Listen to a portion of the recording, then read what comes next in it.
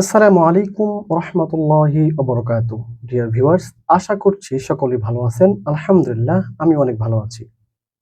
28 দিনে কোরআন শিক্ষা।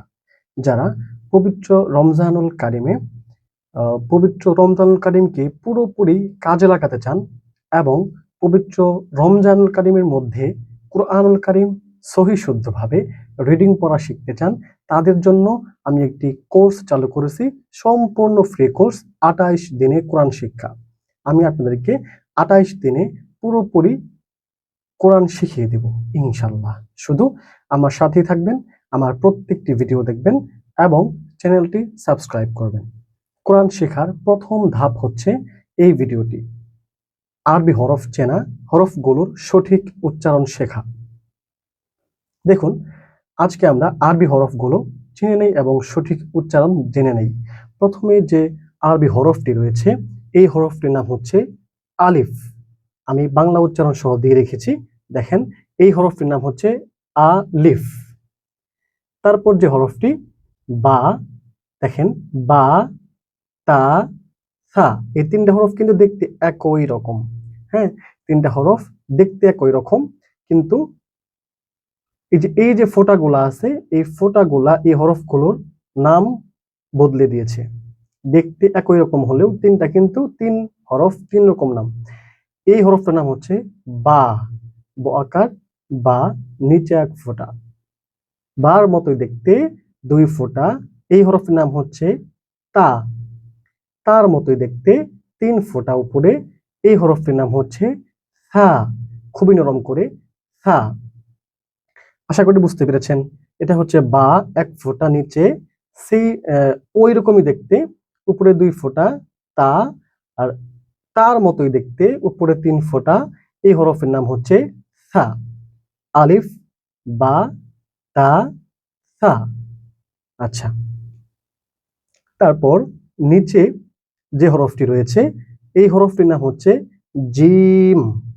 জিম, হা, খ। তিনটি হরফ দেখতে একই রকম, কিন্তু উচ্চারণ নাম ভিন্ন ভিন্ন।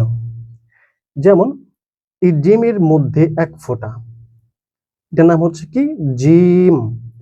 আর এই জিমের মতোই দেখতে ফোঁটা ছাড়া কোনো ফোঁটা নেই, এই হরফটির নাম হচ্ছে হা। হা, হার মতোই দেখতে উপরে এক ফোঁটা, এই হরফটির নাম হচ্ছে খ।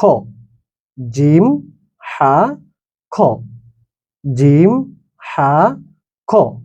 আচ্ছা, তারপর যে হরফটি রয়েছে, এই হরফটির নাম হচ্ছে দাল। আর এই দালের উপর যখনই এক ফোঁটা হবে, এই হরফটির নাম হয়ে যাবে কি রাল। তারপর যে হরফটি দেখতে পাচ্ছেন, এই হরফটির নাম হচ্ছে কি দাল। আর এই দালের উপর যখন এক ফোঁটা হয়ে যাবে, এই হরফটির নাম কি হবে রাল। দাল, রাল, দাল, রাল। জিম, হা, খ, দাল, রাল। তারপর আমরা যে হরফটি দেখতে পাচ্ছি কাচির মতো দেখতে, এই হরফটির নাম হচ্ছে র। র, রর মতোই দেখতে উপরে এক ফোঁটা, এই হরফটির নাম হচ্ছে জা। র, জা, র, জা। তারপর এই তিন দাঁতওয়ালা এই হরফটির নাম হচ্ছে কি সিন। সিন। আর এই সিনের উপর যখন তিনটি ফোঁটা হয়ে যাবে, তখন এই হরফটির নাম হবে শিন। সিন, শিন, সিন, শিন। র, জা, সিন, শিন। তারপর যে হরফটি দেখতে পাচ্ছেন, এই হরফটির নাম হচ্ছে সদ। সদ। আর এই সদের উপর যখন এক ফোঁটা হবে, এই হরফটির নাম হয়ে যাবে কি দদ। সদ, তদ, সদ, দদ। তারপর ত। ত, আর এই তর উপর যখন এক ফোঁটা হয়ে যাবে, হরফটির নাম হয়ে যাবে ল, খুবই নরম করে ত, ল, ত, ল। সদ, দদ, ত, ল। ভিউয়ার্স, অনেকে আমরা এই র কে রা বলে থাকি, সদকে সোয়াদ বলে থাকি, দদকে দোয়াদ বলি, তোয়া বলি, জোয়া বলি। সব ভুল। এটা হবে র, এটা সদ, দদ, ত, জ। তারপর যে হরফটি দেখতে পাচ্ছেন, এই হরফটির নাম হচ্ছে আইন। আইন। আইনের পরে এই হরফটির নাম হচ্ছে গইন। আইনের উপর যখন এক ফোঁটা হবে এই হরফটির নাম হয়ে যাবে কি? গইন। তারপর এই হরফটির নাম হচ্ছে ফা, উপরে এক ফোঁটা ফা, আর এটার নাম হচ্ছে কফ। কফ, ভিতর থেকে কফ। আইন, গইন, ফা, কফ। আইন, গইন, ফা, কফ। তারপর এই হরফটির নাম হচ্ছে কাফ। Calf, calf. লাম, মিম, নুন। মনে রাখতে হবে নুনের উপরে বা নুনের পেটে এক ফোঁটা। কাফ, লাম, মিম, নুন। তারপর ওয়াও। ওয়াও, এটা হচ্ছে হা। আমরা হা আগেও একটি পড়ছি, পড়ে এসেছি। ওই হাটা হচ্ছে বড় হা। হা, ওটা হচ্ছে বড় হা। আর এটা হচ্ছে হা, ওটা হচ্ছে গলার ভিতর থেকে, এটা হচ্ছে হালকা করে হা। তারপর হামজা। হামজা। তারপর ইয়া। তারপর এই হরফটির নাম হচ্ছে কি? ইয়া। ইয়ার নিচে দুই ফোঁটা হয়।